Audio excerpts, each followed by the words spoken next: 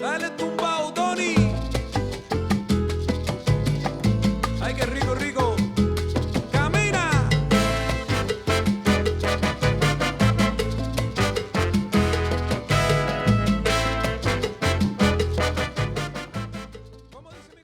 ¿Qué es lo que están pasando? Juancito, Tampa legend, the man, the myth, the legend. Thank you for joining me today. I don't know if, I'm sure a lot of people know who you are. You made a big staple in Tampa Bay. The last few weeks, I've had a lot of controversy, so I hope you can come here and save me today, or maybe give me your perspective. And I got a lot of questions, bro. So for those of you that don't know Juan was the owner of Dynasty Events. Did a lot of noise in Tampa Bay for a very, very, very long time. This is Spanglish, so en el ámbito latino, Juan, tú hiciste muchísimas cosas aquí en Tampa.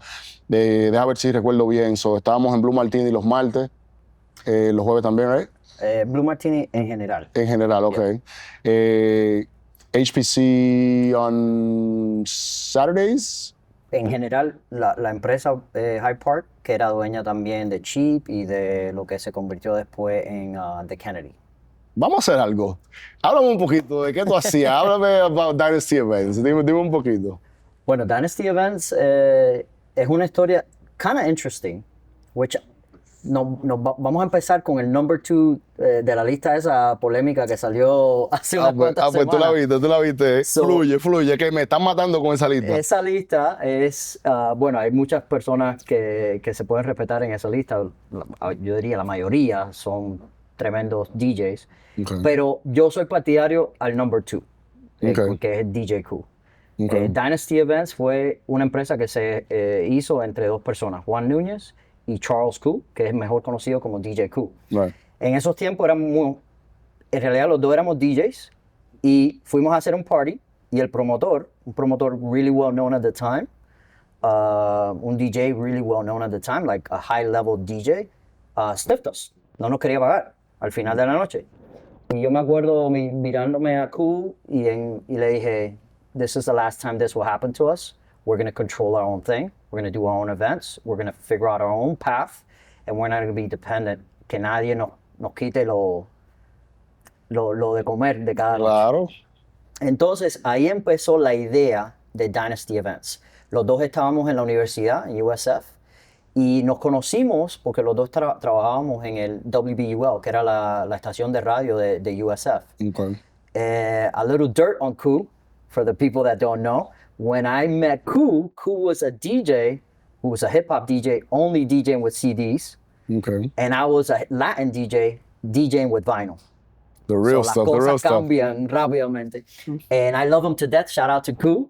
He just had a baby. Nice. So shout out to Cool. So that's the beginning of Dynasty Events. Dynasty Events became just a forum for the people that we wanted to attract, which at the time I found, and we have to go back because the story goes way before this. And before you go back, how did you come up with that name, Dynasty? Like, it's an interesting story. I don't even know if I remember correctly. Me imagino que tuvo que ver algo con Charles, because Charles es mitad chino, okay, mitad Burmese y obviously americano, nacido acá. Mutt. Es un mutt. Yo era un mutt. Entonces queríamos hacer como nuestra propia cosa y queríamos hacer un fusion de lo que no encontrábamos en el mercado. Okay. En ese momento en el mercado no había una noche de un nivel alto, high level, entertainment complex for Latin young people. Okay. So, and also the young people were also gravitating to not just liking reggaeton at the time, or salsa, or merengue, or bachata, which was huge at the time. Aventura was like the biggest thing, right? Early 2000s. So we wanted to hear Aventura y después, I don't know, 50 Cent. Okay. You know, that was like the thing. That was what the youth at the time was listening to. And we found that it didn't exist. You had to be one thing or the other. And we found that was kind of weird. So we said, maybe there's a niche in the market to give them a little bit of everything. And then it started there. The venues became kind of prolific to the brand of Dynasty Events. So at the time, Hyde Park Cafe on a Thursday was incredible. I mean, that was like where people went. This is before social media. So Era MySpace en esos tiempos. los tiempos de que you want to meet somebody, you better learn to go out, you better learn to talk, you better learn to dance, you better learn to socialize. And it started organically from there. Hyde Park, before Hyde Park, I started with a company that owned Hyde Park that was at the time owned a place called Club Joy. Okay. It then became Whiskey North. At the time, Club Joy was also a super high-end nightclub. And it started there. I was a very young kid because my story starts when I was 15. I went to start teaching salsa. So at 14, I started learning to dance salsa. At 15, I get hired by a lady named Erica Shipinti. There was a school, a very large school at the time called Salsa Caliente. And Salsa Caliente used to have, on a Monday, Tuesday, and Wednesday, 100 people every hour. So the network of people there, to this day, bless those years, because to this day, when I was 15 years old, being the instructor, That's beast. my students were 25, 30-year-olds trying to learn because they wanted to learn how to socialize. Okay. And in our world, how you socialize, uno va y baila, you know? And Okay. if you know how to dance salsa, So, eso corre de familia, me imagino. Que a los 14 años tú sabías bailar salsa así. yo aprendí de un señor que nos enseñó a bailar, a mí y un grupo de muchachos de mi Okay. escuela. And I just really, como una esponja, I Picked it became up. obsessed with it. And then I started dancing like crazy. Bro, yo tengo 2 pies izquierdos, so me voy a tener que dar los I can trucos, fix that, bro. bro. Yo, Yes, boy. I need that. That's also another industry that I retired from, and then I came back to it full circle with touch events later on. Okay. But I backtracked to the era where I'm 15. At the time, Erica had a very successful school, Salsa Caliente. She would have, 200, 300 people show up on a Monday, on a Tuesday, on a Wednesday to her studio. And everybody is nightclub age. So what would happen, the nightclubs venían donde ella y le decían, mira, tenemos la discoteca, por ejemplo, Studio Inc. De 9 a 10 de la noche no hay nadie. Te vamos a dar el local, tú ven y dar una clase gratis y así nos traes unas 100, 200 personas que van a hacer un ambiente. They're going to get there early enough, they're going to start dancing, they're going to create a crowd. So when the regular clientele comes in, it's buzzing and it looks good. So Erica, at the time, she must have been in her mid to late 20s, is kind of tired of doing that. She's already worn out of the nightlife scene. And she very, very slowly says to me, I don't know if I want to do it. And I go, I'll do it. I'll go teach the class. And that's how I got into seeing the nightlife scene from the outside as a kid, because I was 15 years old. I wasn't even, I remember the first time a club owner found out that I was underage. I didn't drink any alcohol. I behaved extremely well, but I was there for business. I was there bringing them business. Right. But what I realized right away when I got in, I was like, there's no, even at 15, I realized there's a business. Esa cabeza estaba bien puesta de chamaquito. De chamaquito, muy chamaquito, I was already kind of business driven. No, you got to be sharp to be able to find the void, and there's a niche here. I was the kid at 9 years old that wanted to get I remember it was a Sega Genesis at the time. And my parents, inmigrantes, we came here, my parents came here. I was 9 years old when I moved to the States. Como todos los padres inmigrantes, you have to put food on the table and you're working hard. A Sega Genesis is the last thing you worry about, Right. So I said, okay, I gotta buy me a Sega Genesis. So I remember I had a neighbor named Rene, and we were like 9, 10 years old. And I said, Rene, you still got that lawnmower? Yeah, it barely works, but it works. Okay. And we got another friend from the street, and he had a weed whacker. And I go, okay, you guys follow me. And I went door to door, and I talked to every one of my neighbors, and I said, how much you paying to cut your grass every month? This is during the summer, we were in school. They were like, oh, we pay like $40. I said, I'll cut it for the summer for $20. And I created a book of business literally within a 4-block radius. And I remember within a month, we had enough money to buy each one of us a Sega Genesis. Nice. Or the game for the Sega Genesis. So that's kind of where my mentality started as an entrepreneur. I saw, okay, there's ways to skin the cat. No hay una sola manera. No tengo que depender de nadie. Yo puedo buscarme mi propio caminito en este mundo.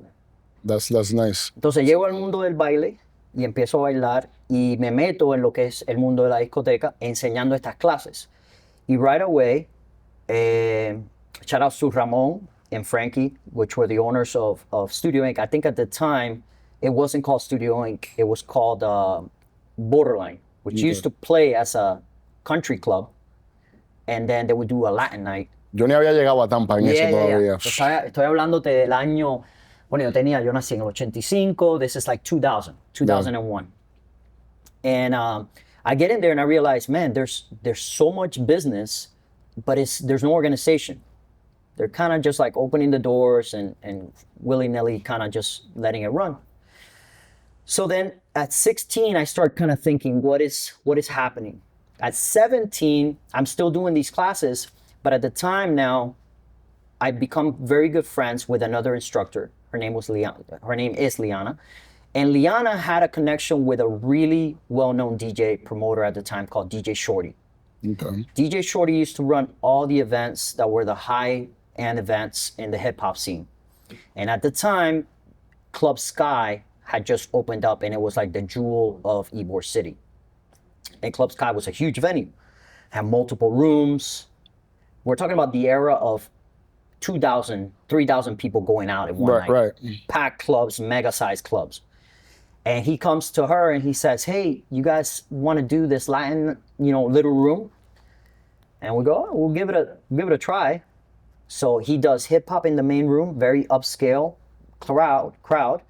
But Tampa has always been a very kind of dynamic, I like hip-hop, but I'm also a Cuban kid who grew up in Tampa, so I like my Latin music too, right? Just as much as I like country music. So that's when we started seeing like, okay, there is a cross with genres. Like you don't have to be mutually exclusive to only liking one thing. And that worked really well. And he said, okay, now I want to take this and do it on all of our venues that we open up. And Liana and I started going, okay, maybe there's something here. And we negotiated to do Club Joy on Saturday nights. It's the Old Whiskey North, right? The Old Whiskey North. And Saturday nights was an iconic Latin night at Club Joy at the time. A beautiful venue. And I was like 17 years old at a 21 plus club venue. Nice. So Tienes un chin de barbita tú por lo menos, un bigotico. 15, so I could blend. Now I got my little white hair. A mí duró como hasta los 22, so yo no hubiese podido. A mí me mandan a cortar. But my thing was I was always very focused. Okay. I didn't consume alcohol till I was 28 years old. Nice. My head was like, there's something here, and I got to figure out what it is. But I was a kid, so I didn't really have coaching. There was not like anybody or anything that was out there as a comparison. So I just started reading, and I started reading about business, and I started understanding, okay, if I treat this like a business, if I really think that my product is entertainment and what's within my product, then I could apply any business theory or any business other concepts to this industry.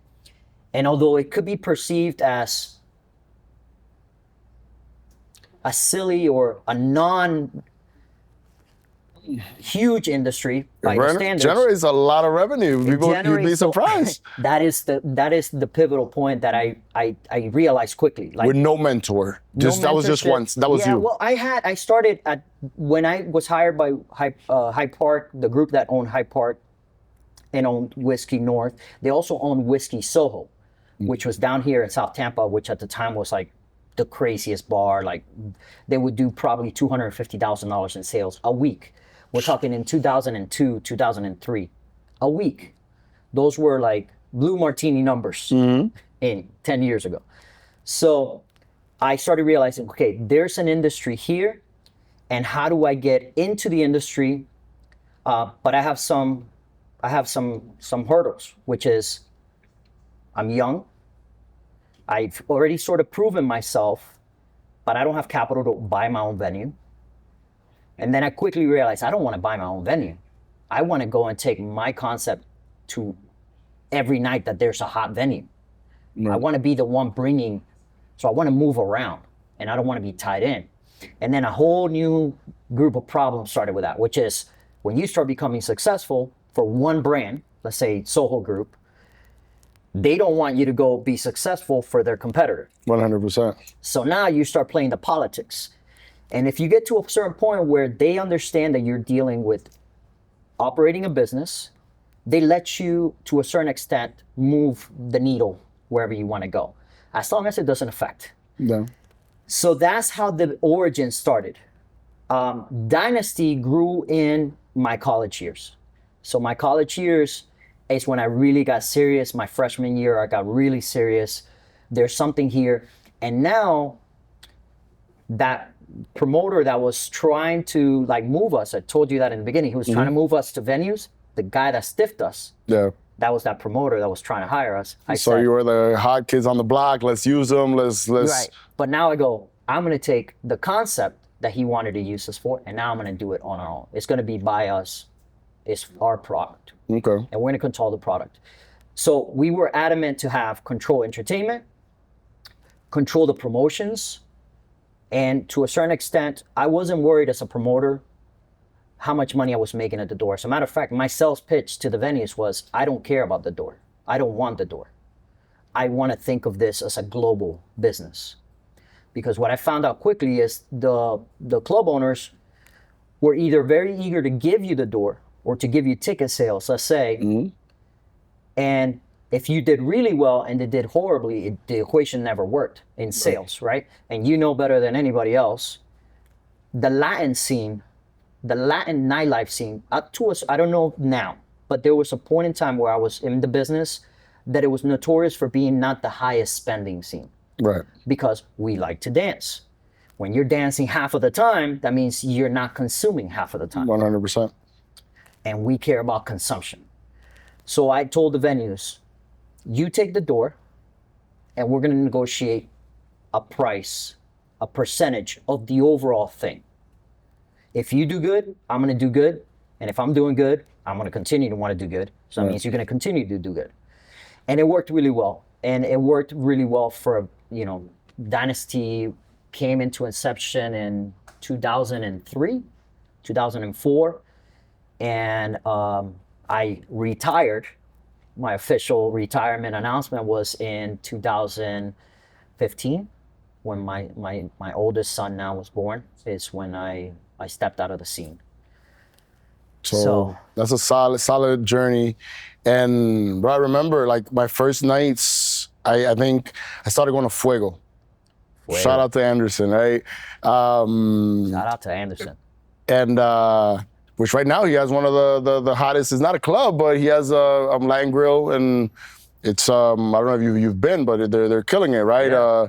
It's doing really good. I would go to Hyde Park, I would go to the Kennedy, I go to HBC, and it's funny that you said that. I always wondered, I was like, how does Juancito make money? Because, bro, you had a lot of promoters. At one point, and I'm fast forwarding, right?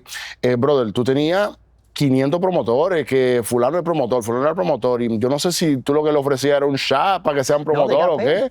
They got paid. Todo el mundo cobraba. Todo el mundo cobraba. There was a point in time que the roster was maybe 40 to 50 people that were promoters. Again, before social media, before there were influencers, right? Now I would do the business model differently, right? I would hire influencers now. But back then, I was hiring the influencers. Were locals. Locals, right? So like, Eloy se conocía a 50, 60 gente. He was like the go-to guy. He was a happy-go-lucky guy. People would call him, yo, where we going tonight?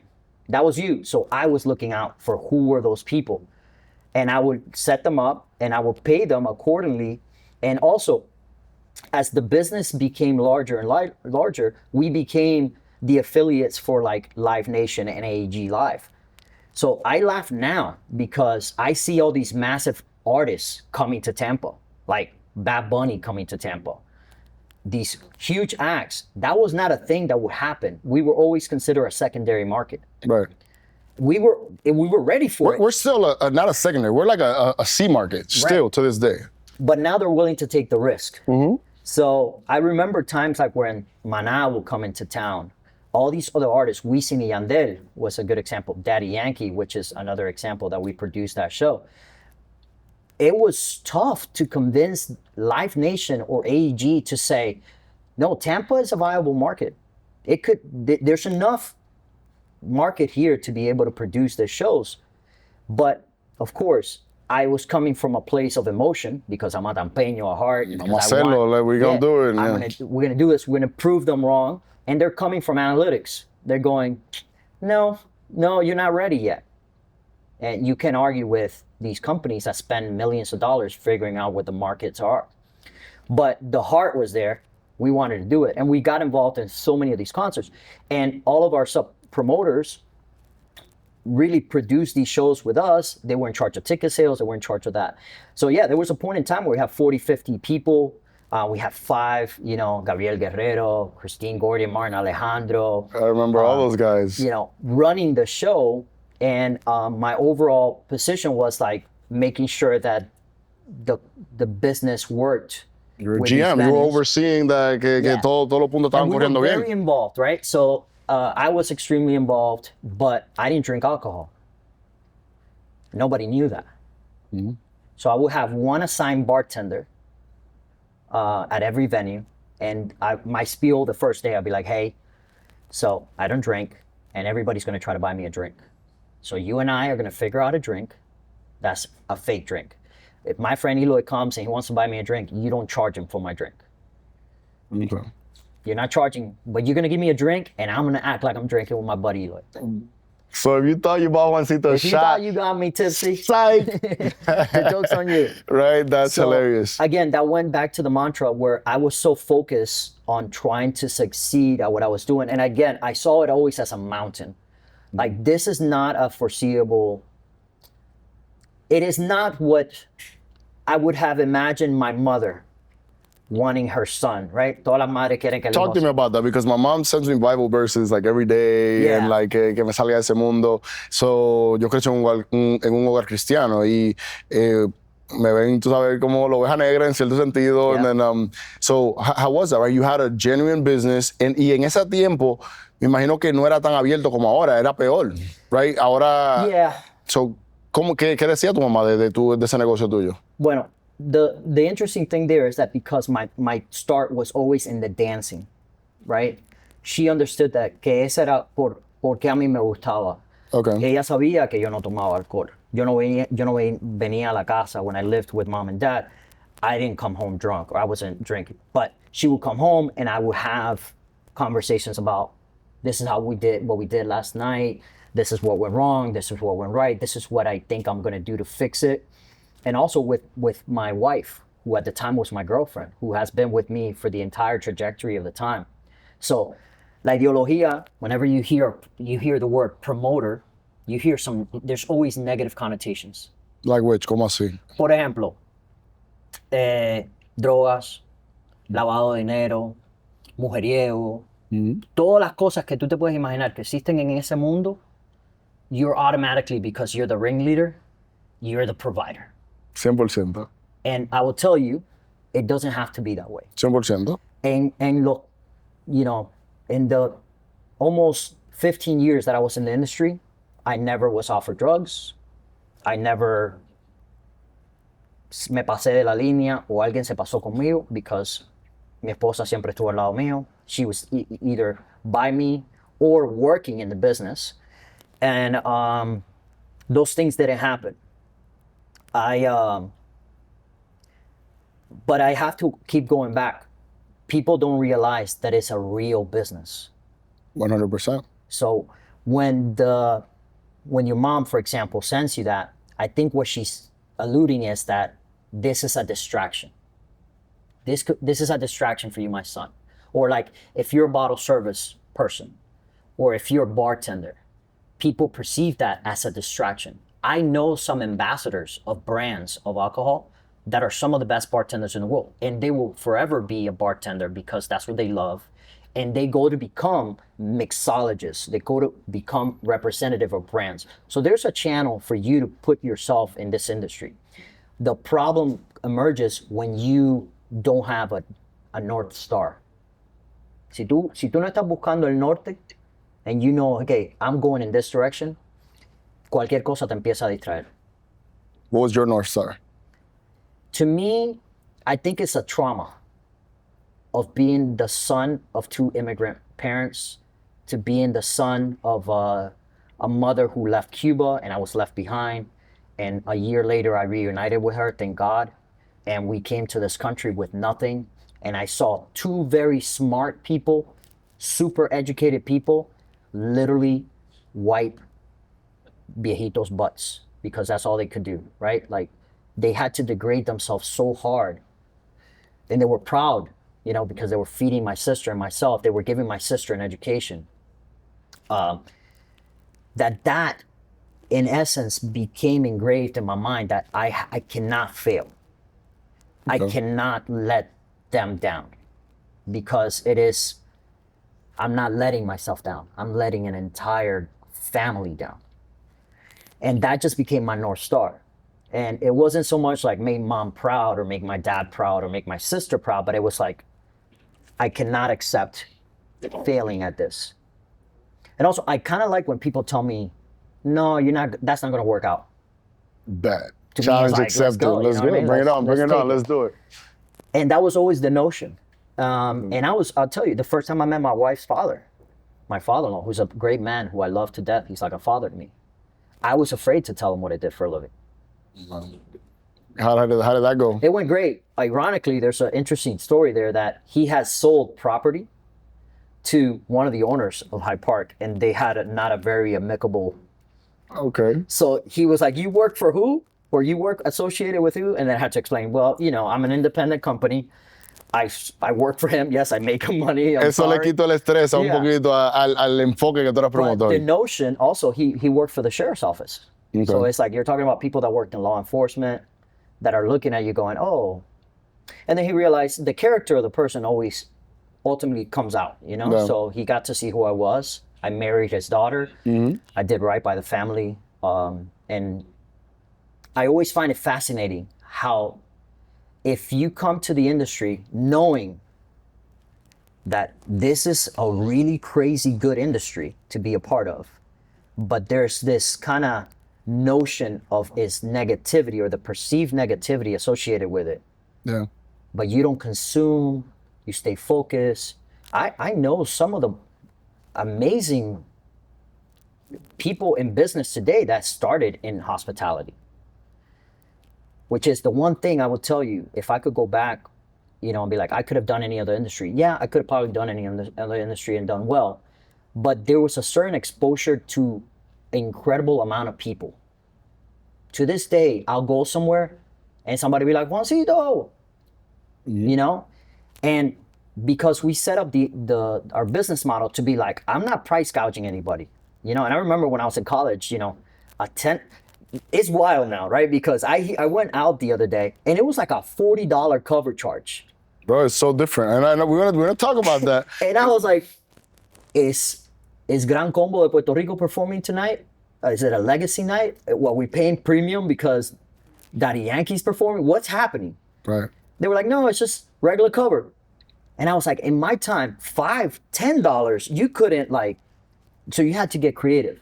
You were like, hey, inflation hit Tampa, bro. If you're gonna we remember having conversations to say, we want to do $30,000 in sales. Okay, we have 800 people. Well, we have 1,000 people showing up at Hyde Park on a Thursday. And we want to hit, that means it's $30 a head. That means do I want to take that at the cover? Yeah, because cover is just straight money to the bank. Or do I want to make it at the bar? Do I want to make it at the bar? The bar, obviously, there's some cost of goods sold. There's a certain cost for me to be able to serve that. You got at least 30% cost right there, yeah. So it was always a struggle. And now I look at it and I go, wow, it's incredible. And the culture has really changed. Like now it's a bottle service culture. 100%. Bro, se ha urbanizado mucho más, primero que todo. En esos tiempos no existía Bad Bunny, no existían las toquillas, ahora el EDM world, etc. So, el open format en ese entonces no era tan open como es ahora. No sé, yo creo que se ha segregado un poquito más, right? So you mentioned earlier how there was the bachata crowd and the bachata and salsa merengue, they don't necessarily spend too much, right? But as it became more urban, que los Bad Bunny, que la canción ahora se está hablando de que Anuel, que el botelleo, it became a more VIP world. So now people were spending more money on bottles and everything like that.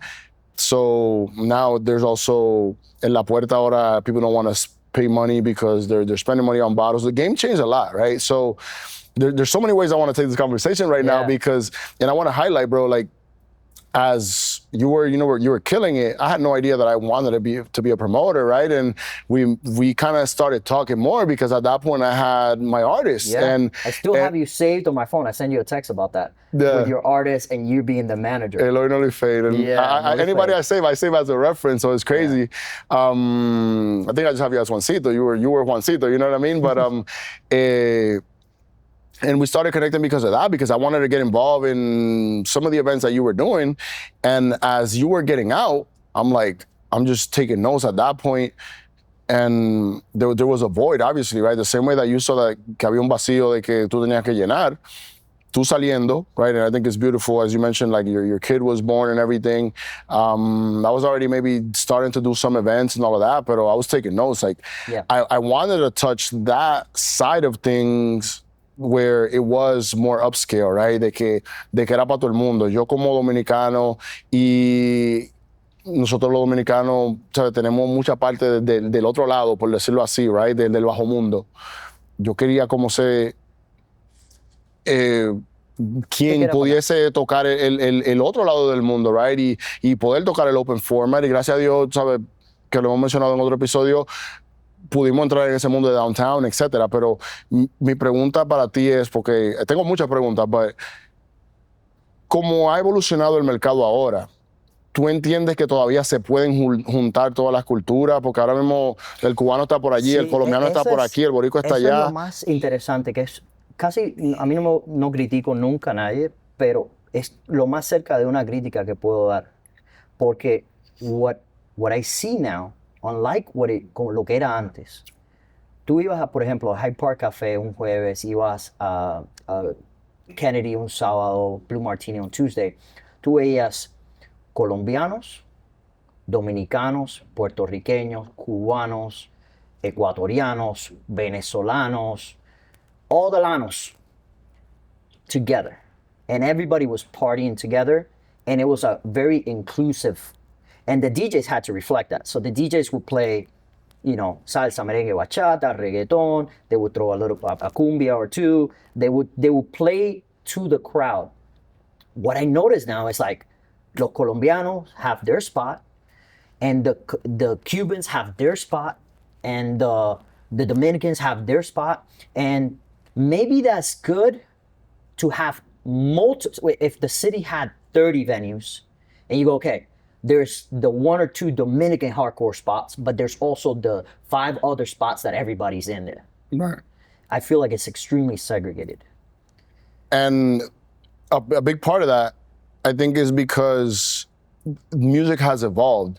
So, antes eran como Aire Aventura, como tú dijiste, maybe El Torito, y maybe Daddy Yankee, par de artistas de Colombia. I mean, there was always a lot of artists, right? Pero sí, lo que se controlaba antes era lo que salía al medio, por ejemplo, televisión, radio. Mainstream, right. So now, you didn't have YouTube, you didn't have any other streaming services.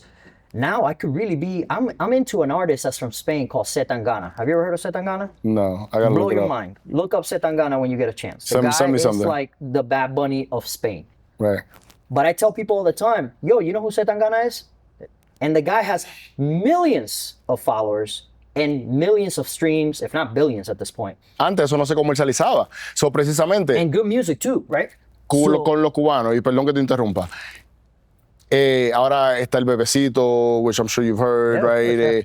Muchos artistas cubanos. Entonces, eso no se escuchaba comercial antes. So, ahora que ya todo eso está disponible para todo el mundo, el cubano dice, wow, esa música ya está afuera. Entonces ahora como que los cubanos quieren escuchar su música, right? Y que ahora está Karol G, está Fade and everything. Es como que los cubanos quieren escuchar su música. So, están yendo a ese lugar colombiano para escucharlo, al igual que el dominicano ahora está el Alfa, etcétera. Y es un género aparte. So, nosotros en toda la controversia, en todos los temas que han estado sucediendo, la pregunta es el DJ que no ha sabido cómo ponerlos todos para que todo el mundo vaya al mismo lugar. ¿Es el promotor? I think it's a matter of culture of the person.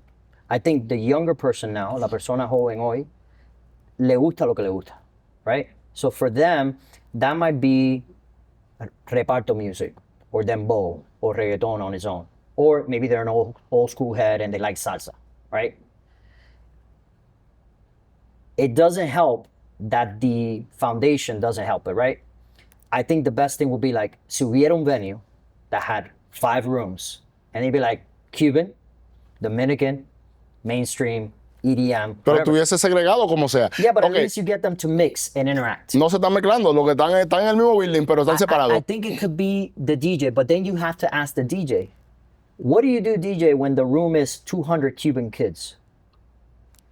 They're gonna look at you sideways when you start playing dembow, because that's not their thing, right? So it's like, it starts from the foundation. The foundation was already started as a Cuban club. And people that are going there are going there. I'm Cuban, but I'm Cuban American, man. I identify as a little bit of everything. Like I like all sorts of genres of music. In the last year or two, I went to like my friends dragged me out. They were like, oh, we're gonna go see this Cuban thing. We lasted, I think, for like an hour because we just couldn't identify with everything that was happening there. Right. I'm also at a point in my age now that I don't want to be in the nightclub. And I think that's a market that is missed right now.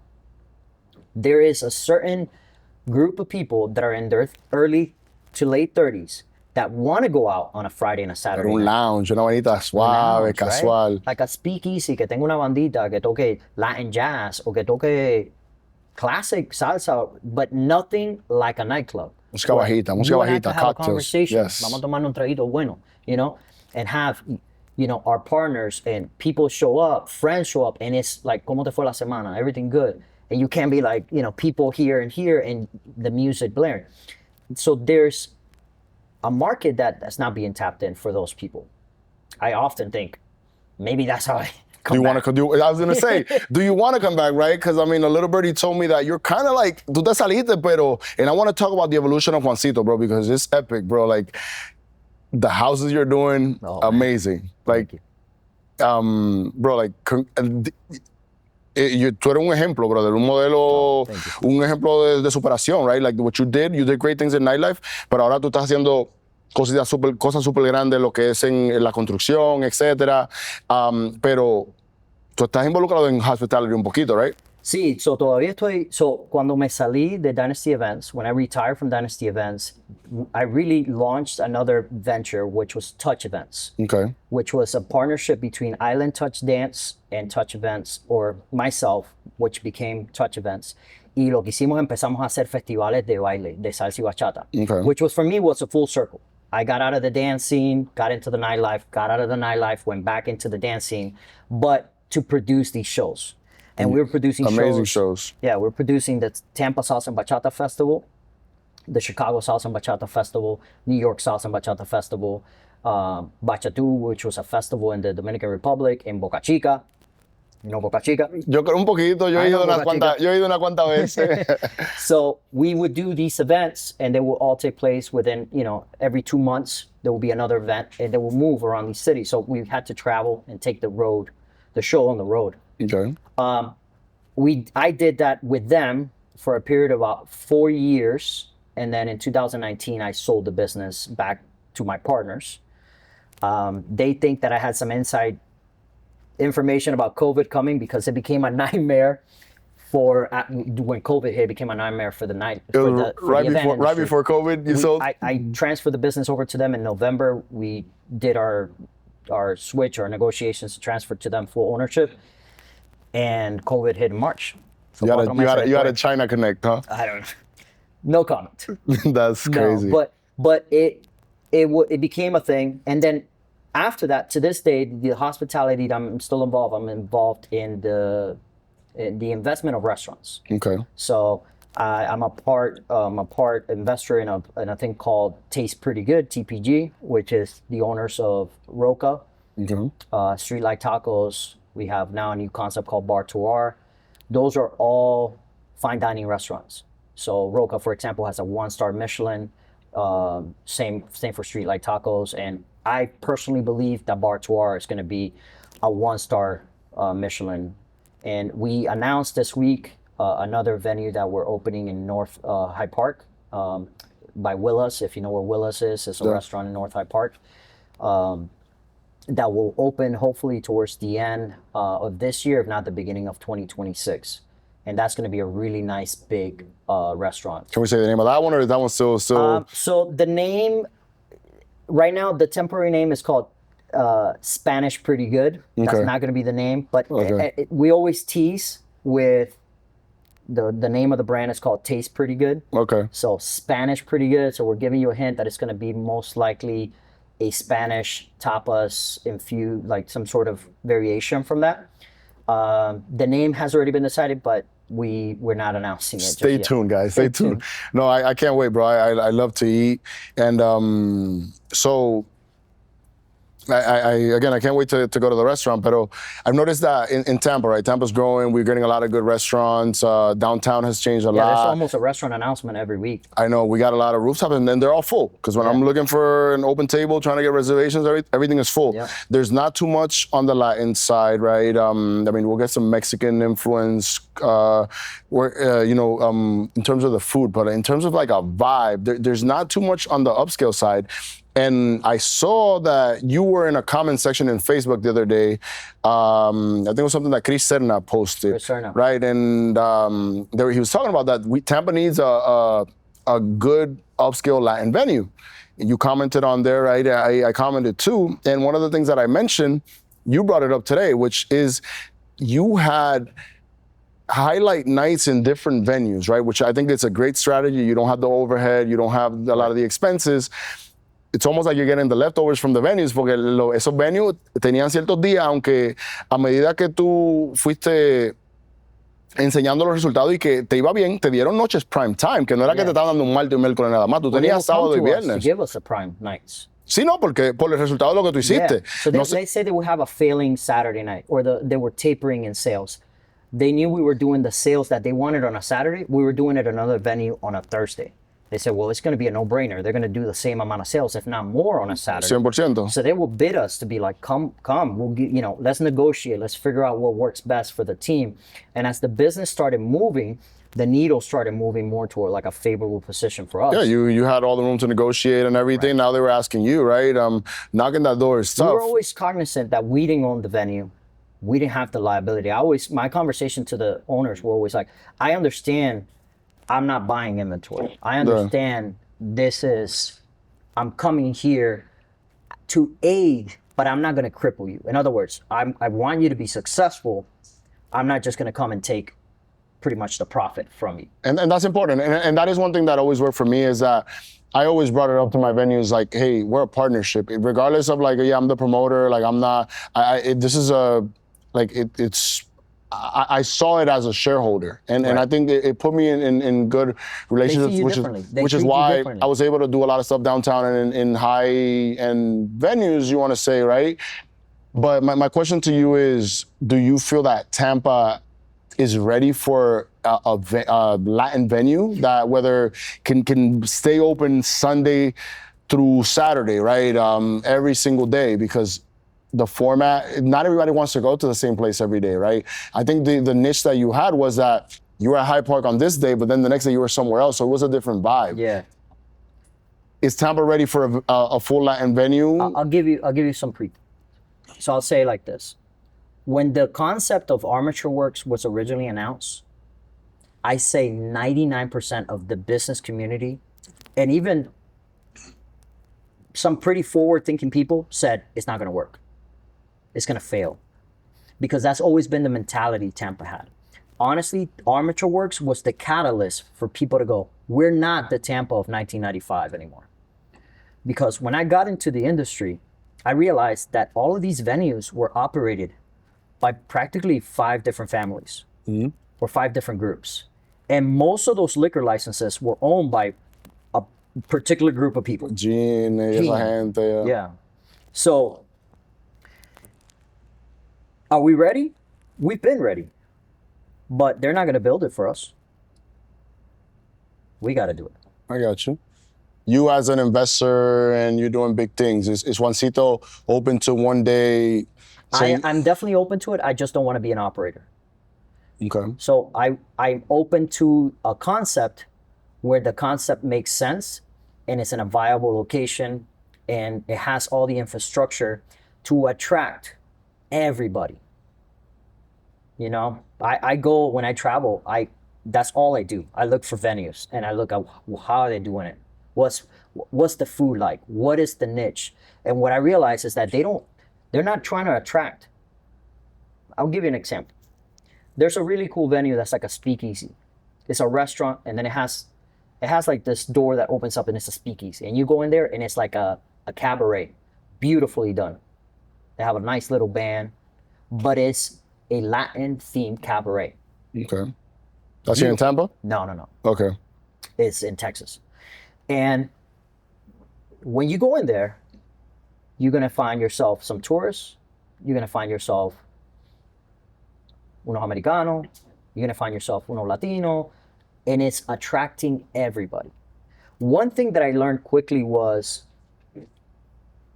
the big difference to go to create the nightlife swing to the perceived upscale was location. Súper importante. Hyde Park was at the time was the jewel, and it was considered South Tampa, right? The same kids that would go there would dress up way nicer than when they would go out on a Friday night to a place in Armenia. Sí. O cuando iban a Joy, me imagino que allá en Joy, Carwood. because it was the same brand. They dress up there? They dressed up. It was a super high-end venue. And it was because it created the atmosphere for that. And I remember the owners there, it's always saying, we have to sell the idea that this is a venue that exudes a certain type of clientele. Because you will go there, y las mujeres se vestían bien vestiditas, con sus vestiditos, but then the next day they will be wearing jeans and like Air Force Ones at the other place. They're like, oh, that feels different. You know what I mean? Like, it's different. Bro, I'm taking notes right now. Taking notes. So it was all about the location. So there's only certain pockets in our city that I think a venue, how I envision a venue, that will be a catalyst to bring gente en sus 30. Also, you gotta, at that point now, you gotta be an entertainment complex. No puede ser una discoteca. And that's, I think, the shift that has happened. I think discoteca by its own, it's a dying breed. You have to be a complex. Tiene que ser un lugar que tiene good food. You could take your grandmother there for dinner. But then at a certain hour, grandma's going home. Se prende. Right? And and most of the hospitality folks, the larger brands, like brands that are operating in Chicago and Miami, they've diverted from opening nightclubs to opening restaurant complexes that are also nightlife driven. I agree. Y un saludito a Ramses, which is our amazing co-host. He's not here today, but Ramses is huge on la experiencia. And we have to provide an experience, and I love that, right? And I personally think I'm almost on my way out. Yo me he retirado, Juancito, tú lo has visto, que nos conocemos hace mucho tiempo, muchas veces, y como que vuelvo. Ahora ya de por sí no estoy como de lleno en lo que es el nightlife, así, haciendo party todos los weekends ni nada, sino que hago eventos here and there. I struggle a lot because hay un void ahora mismo. Tú te fuiste.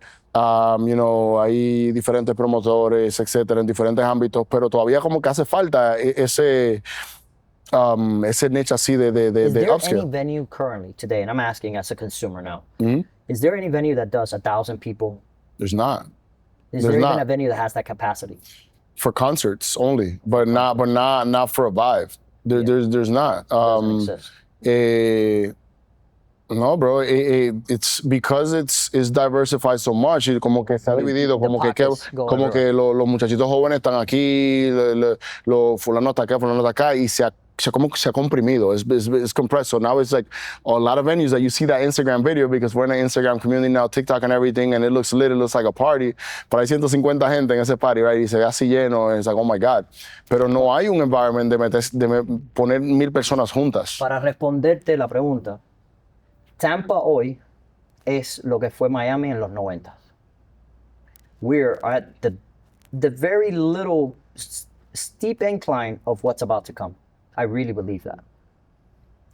In not just hospitality, in the overall population of our city, in infrastructure for the city, everything that's happening, we're just at the very beginning of seeing it as what we experienced as Tampa as we were coming on. I will tell you, business-wise,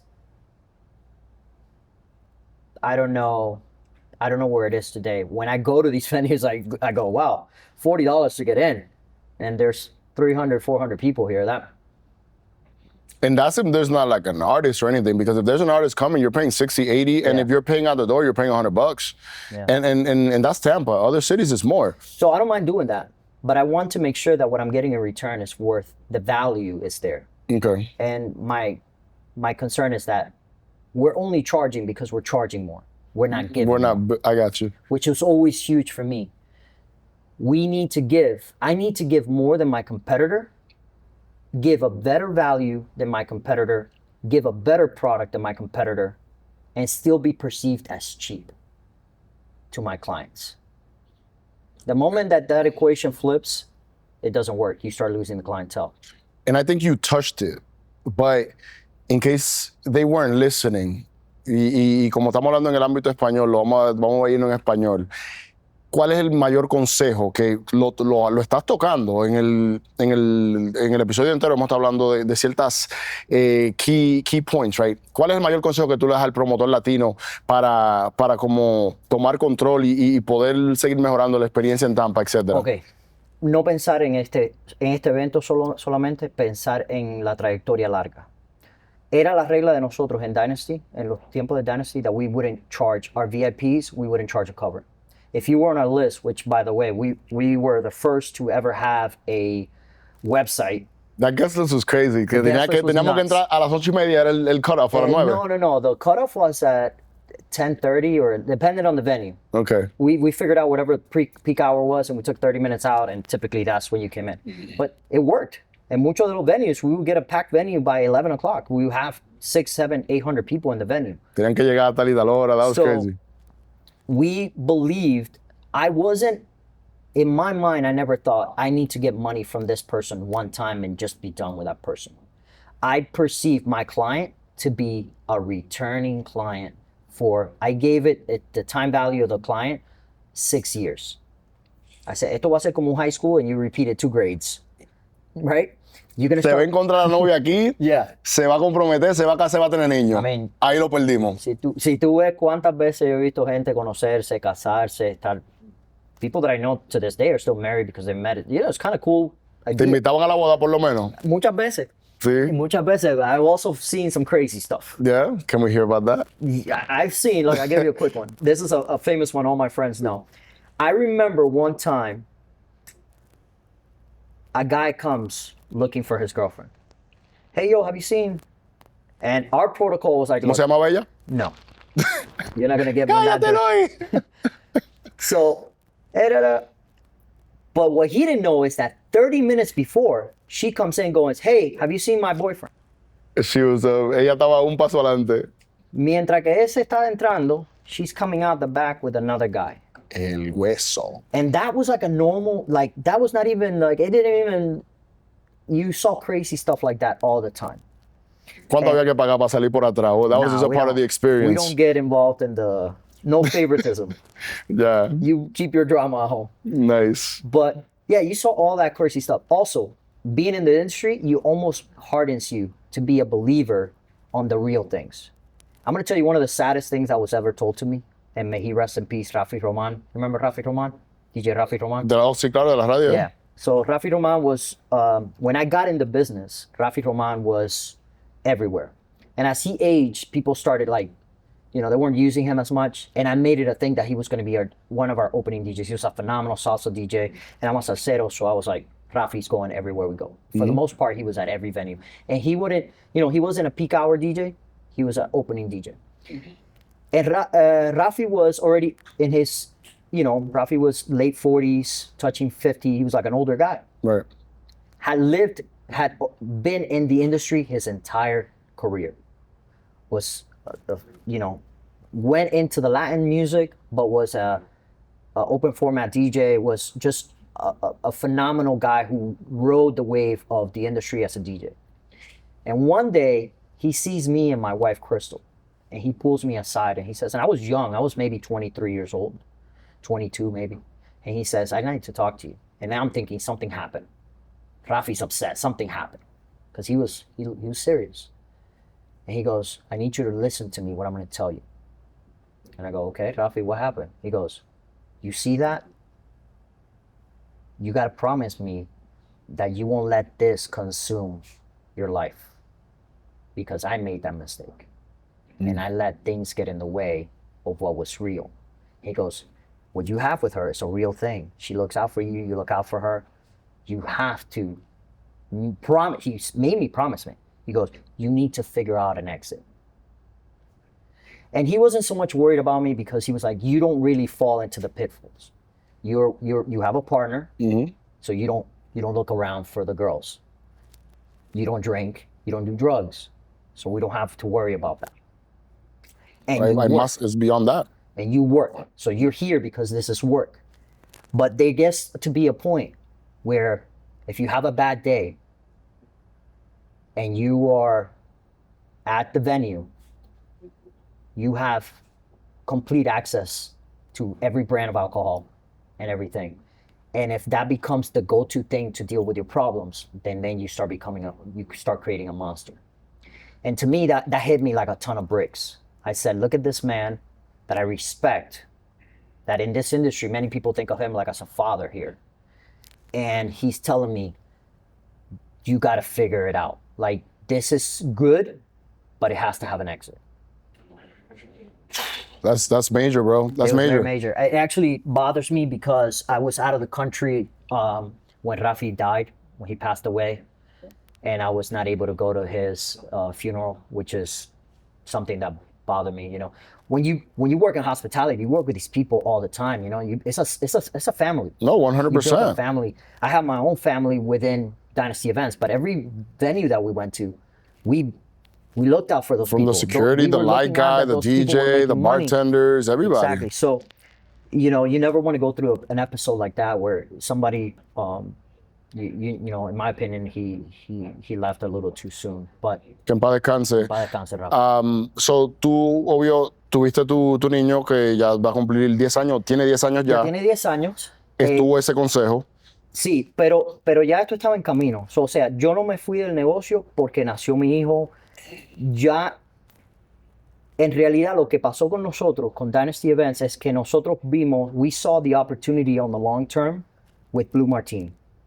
Blue Martini was also another school for us, which was the only venue that we had that was a corporately operated venue. There was 12 different Blue Martinis throughout the country. So right.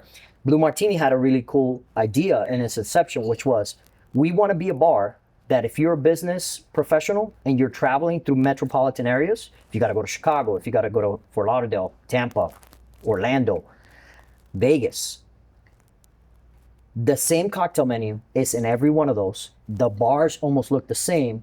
So you feel comfortable. Always in the same. It's always in a hub.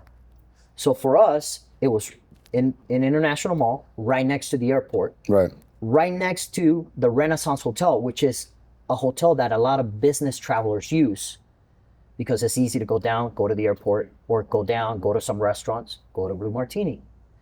So Blue Martini approaches us at a time when they were launching another venue.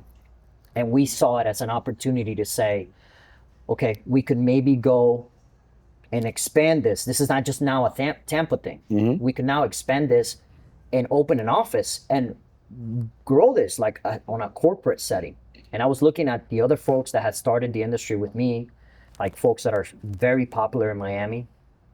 You know, David Grumman started around the same time that I started. Do you know who David Grumman I do not. I have to Google him. Komodo,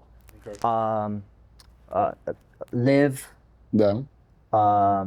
All those are under the brand. Poppy Steak are all under the brand that David Grumman Hospitality. Those are major names. And I started seeing those moves happening in Miami and other folks in Vegas.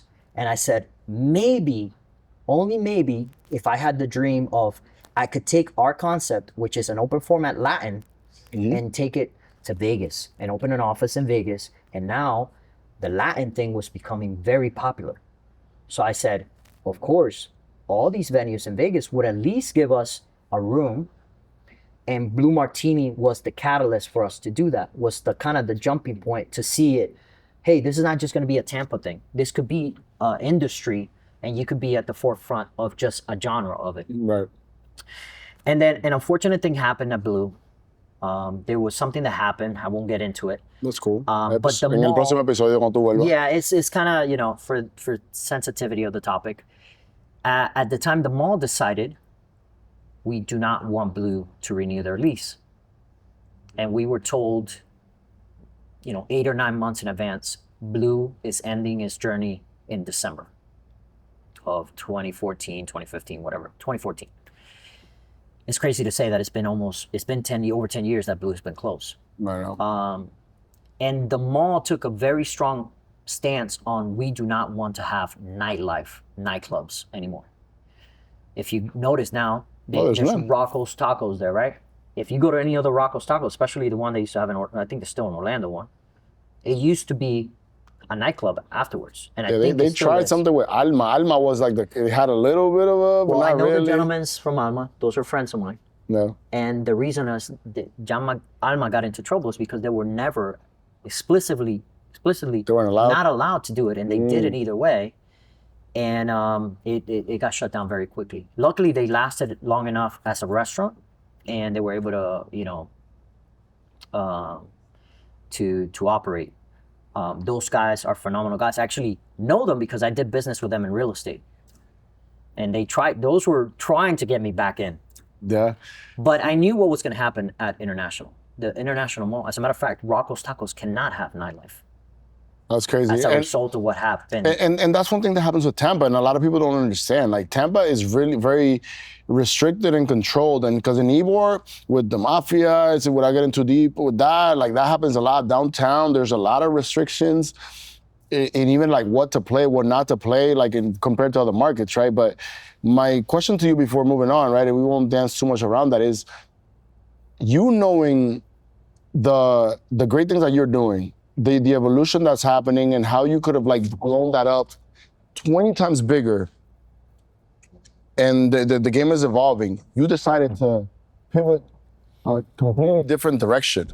So at the time, about a year and a half to 2 years before all of this happening, the decision to retire from the industry, I was always involved in other businesses and ventures. So you were already touching real estate and all this. The beautiful thing about our industry is you come in contact with so many people. And people that are doing really well, doing one particular industry or this or that, and you start kind of learning or absorbing from them, oh, you know, this works. And always real estate kept coming up. People were doing real estate. And now we're talking 2010, 11, and 12 were not the greatest years for anybody to go into real estate. 2007, the market crashed crazy. Right. So 2008, 2009 is rough. People are not really investing in real estate, 2009, 10. And I go, this is the time to learn, because I have zero barriers to entry and I have very little very little competitors. So I had a friend at the time who was sourcing deals for an investor who's still a real estate investor in Tampa today.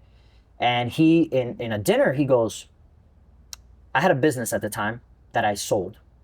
And he said, what are you going to do now besides the Dynasty stuff?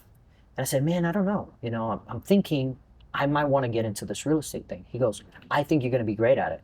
As a matter of fact, why don't you come hang out with me and I'll take you to the auction and you could just learn about how the real estate thing is. So I remember going, okay, I won't commit to doing anything until I learn it.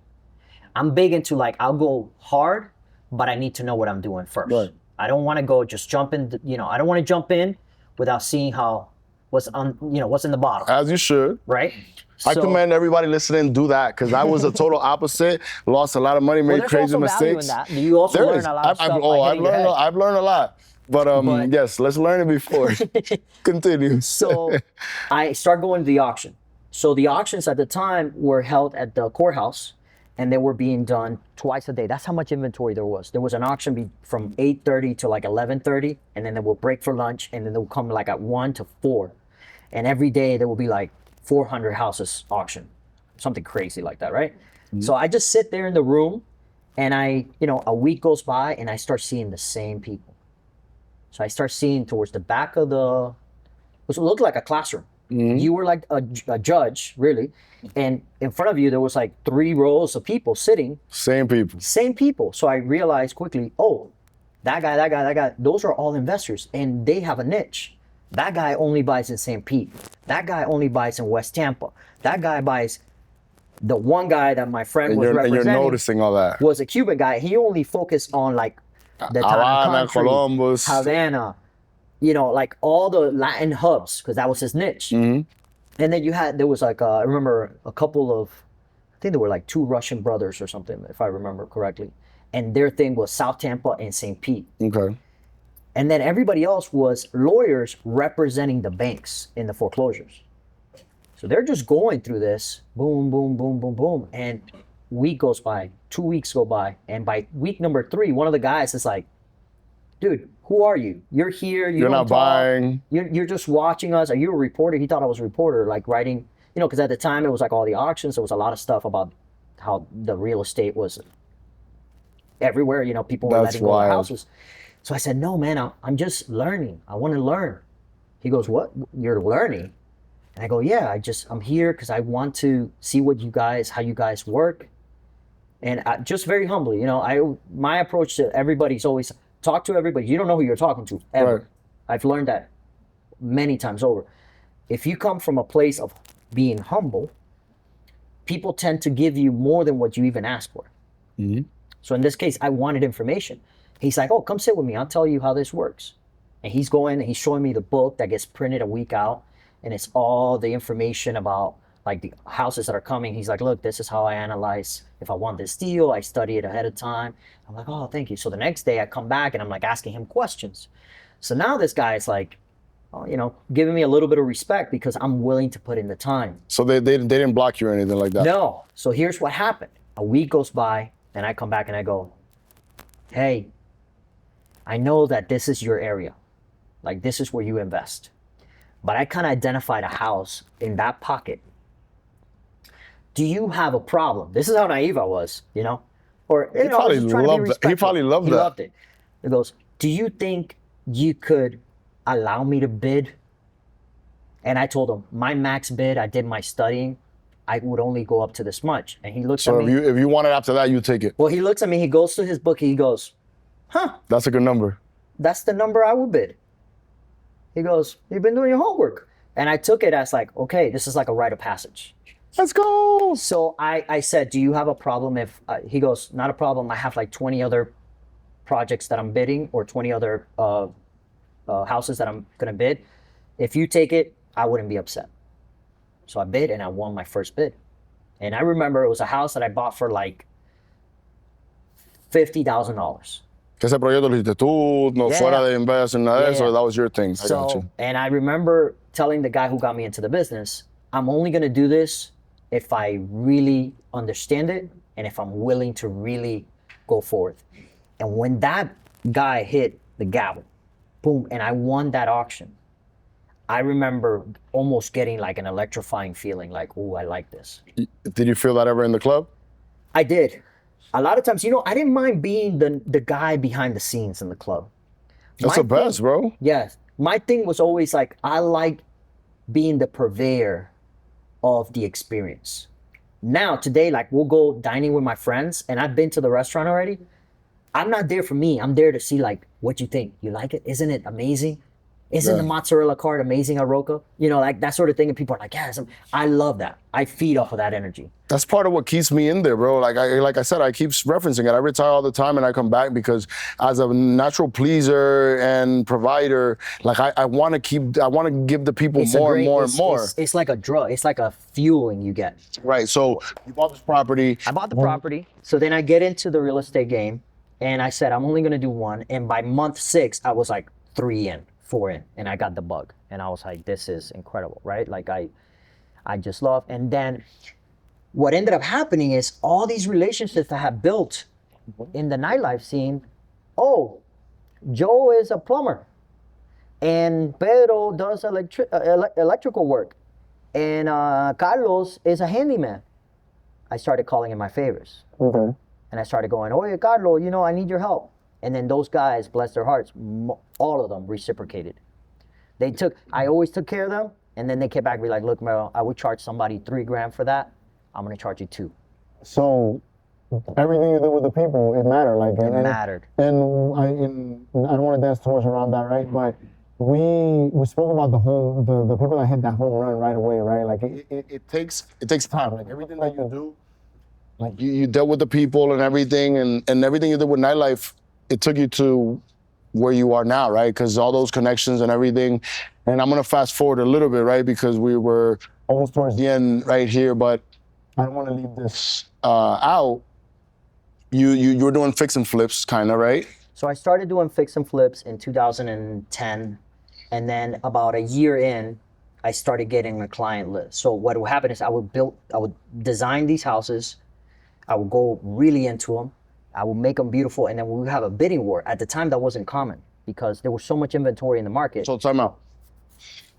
But when you bought those houses, you weren't thinking about none of that because you just bought your first house. You didn't know what was gonna happen. Well, I knew I was gonna flip them.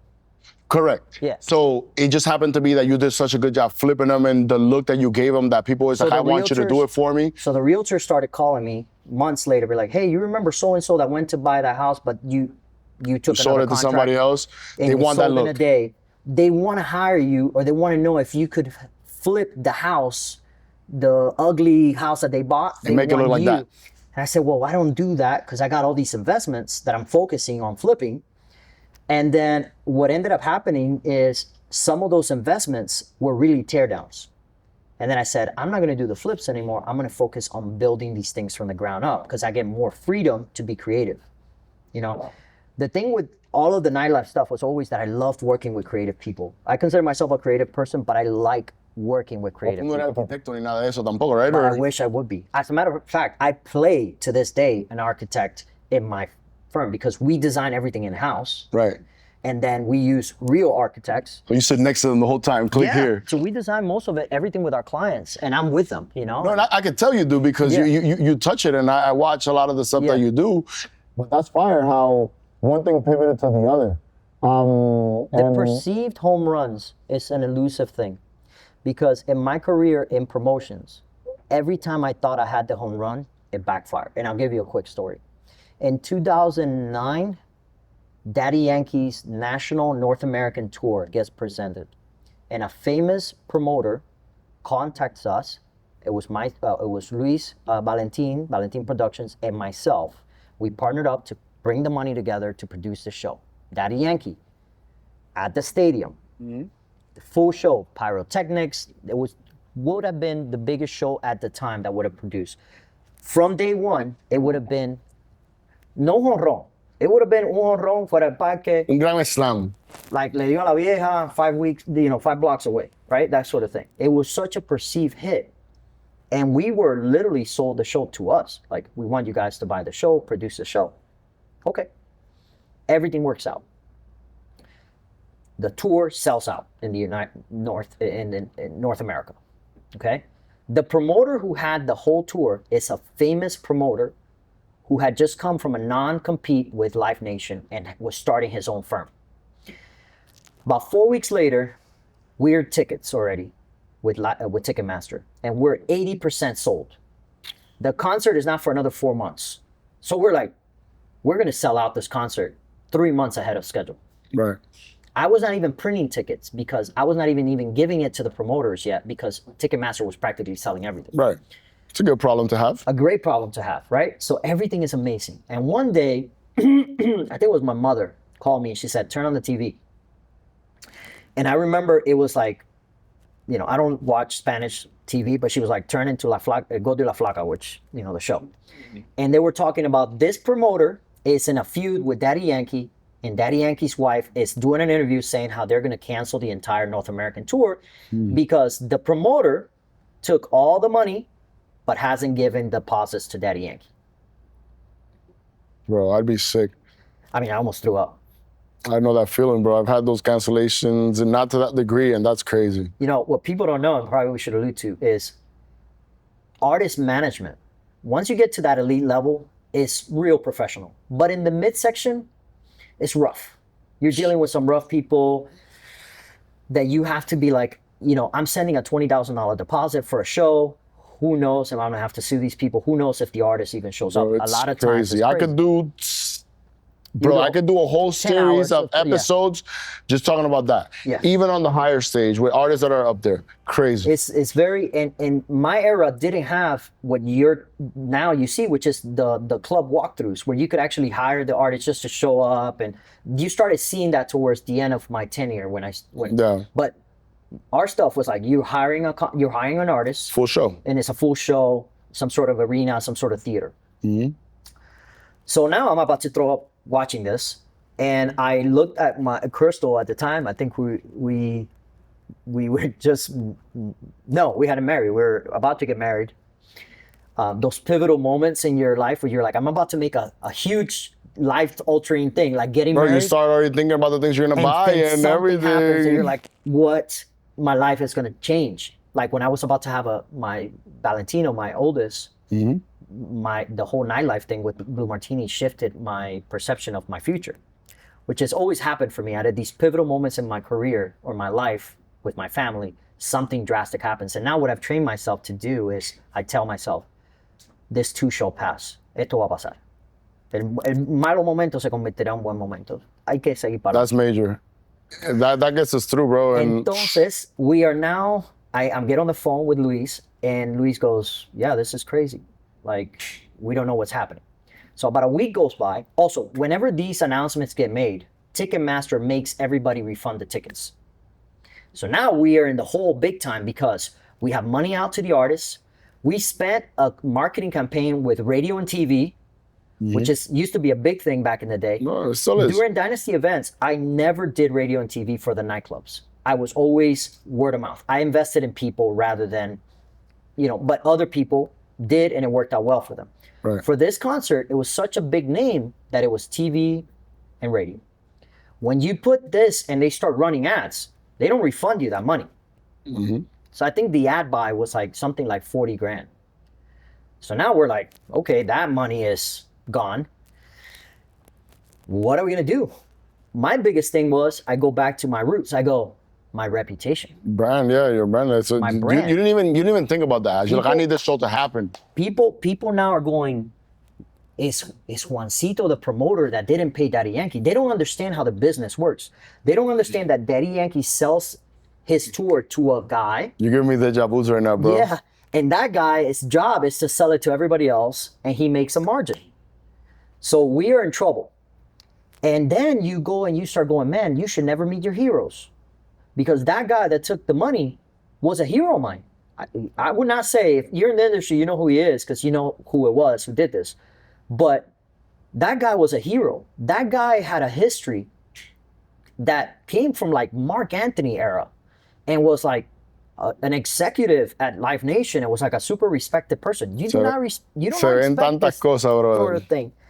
So about 2 weeks go by and Luis calls me. He goes, we just got a call from Daddy Yankee's wife, his manager. And she was analyzing the North American tour. She doesn't want the negative press that's happening. So she wants to salvage the tours, the sale dates that were really sold out. Okay. Tampa's one of them. So let's redo the show. But here's what happened. En Pueblo Chiquito, Infierno Grande, right? When you get people hyped up and then you cancel the show, No and then igual, you no. re-announce the show, people are like, vamos a esperar a ver qué pasa. The reaction wasn't the same. So we were like now a month away from the concert happening, and we had only sold like 40% of the tickets. To make the long story short, by the blessing of God, we broke even. But to anybody, that is like saying, me llamaron para hacer Bad Bunny hoy.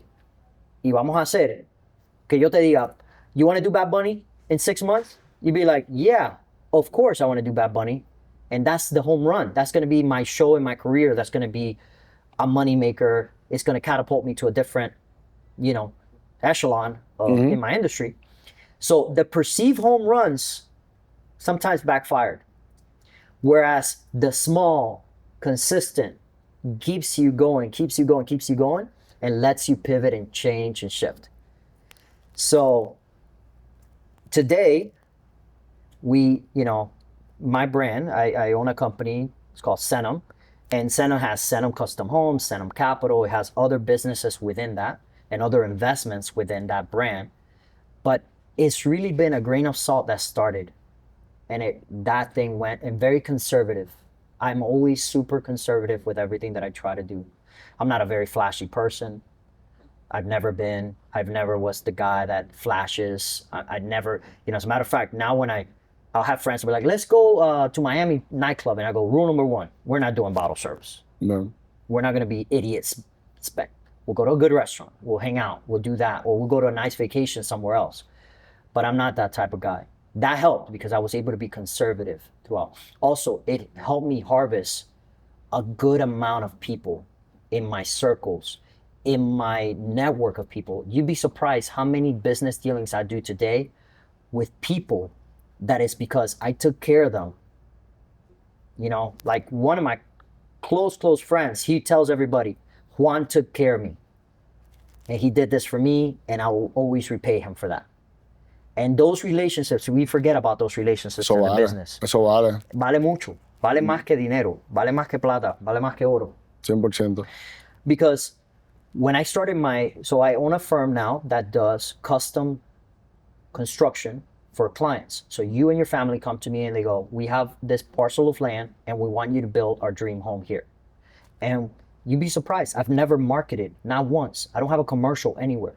It's been word of mouth. People going, Juancito is this type of person that will get this done and will do the right thing by you. There is a wait list for this man to build houses. It's crazy. So it's crazy. We're blessed to have a good stronghold in the industry when it comes to that. Within that, we have a full team that does interior design, full architecture. So you come to us and you go, I want to build a spaceship. Okay, we'll build a spaceship. Juan, it is an honor to have you here. To come talk about what you did in nightlife. And then I feel like we almost got to bring you back, and I hope you take our invite. So you could tell us everything you do just with real estate, because it would be cutting it short to say just a little bit of I have a company that does this, because that's como demasiado modesto. Like, we dabble. No, bro, like you going crazy. Like these houses are fire. Like the look. It's amazing. So we currently have right now on the ground 40 custom projects happening right now as we speak, and that is being managed by a team of a group of 6 project managers. Then there's multiple architects, multiple interior designers. It's growing and growing. We feel like we're short-staffed constantly, so we try to grow. Are you hiring? Are you taking resumes? We're hiring. As a matter of fact, if you are in the construction industry, if you're a young person, I'll do this. This is important to me. Okay, call to action, baby. Call to action. If you're a young person, right, and you have a desire to go into real estate, to go into construction, if you are pursuing those careers, you don't have to have a college degree or anything like that, and you want to go that route, contact me, go through our social media, you can find me very easily, Zenun Homes on Instagram. You guys are gonna be, all his information is gonna be on the comment section, like and subscribe on Instagram. I'll make sure that you guys can find this guy. We will definitely not only bring you on, teach you. This is something that we were discussing with the gentleman here, which is one of my fears in today's world, which is everybody's trying to sell you something to teach you something. I want to teach people with nothing. So you're not going to do that tutorial that they got to pay $50 to buy the course? Not at all. As a matter of fact, we have a couple of gentlemen right now that are very young, they want to pursue their career. They started as interns. They're full employees now. So I want to give the same opportunities that people once gifted me, which is the ability to say, I'm hungry. I want to do this. I don't know how to do this. There used to be a mentality in Tampa where if I did something and you were my competitor, we couldn't coexist. That doesn't comida exist. para todo el mundo, brother. Like everybody can eat. 100%. And reach out. I'm an open book. I like to be involved. I'm gonna come visit you. Some of the nightlife stuff. We got to keep talking about maybe these future projects. Let's talk about it for the sake of Tampa, maybe, right? It's funny you say that. So one of the things that the TPG, the Taste Pretty Good group, it's a group of people. Most of them are hospitality people. founders of some of the biggest brands in restaurants that you ever heard, like PDQ and like Outback, are involved in this group. The CEO of the company has a thing that he always says, or the CEO of the group, or the investment group, has a CEO, his name is Nick. Nick always says, this is our love letter to Tampa. And I love when he says that, because it's like, it speaks to me. For sure. This is our thing that we're doing, whether it's Roca, Bar Tour, you know, Streetlight Tacos, the newer concepts. There's 3 other concepts coming.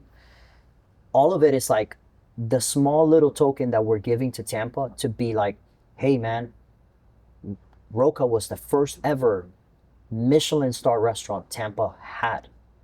That will go down in history forever. And that's beautiful to be a part of that, Right? bro. Like, I'm so overprotective of Tampa, and like, you know. Such a gem. It is. Tú te vas para otro lugar and you're like, man, I miss Tampa. And I apologize to has a Tampa thing. all the time. For that one time that I was talking shit about Tampa, you know what? I talking take shit it about back. You know, little comments just because I'm so passionate and I want to make it Frustrated better. For a little frustration and so, you know what? I take it back. Bro, we're in a great place. And then whenever I hear somebody speaking about their frustration, I make sure to let them know. I was like, hey, look, when I was maybe there. our love letter to Tampa is to say, if we build it, they will come. Yes, and let's just keep making it better, bro. Thank I you for appreciate having you me, bro. coming tonight, Appreciate you. bro. Thank you.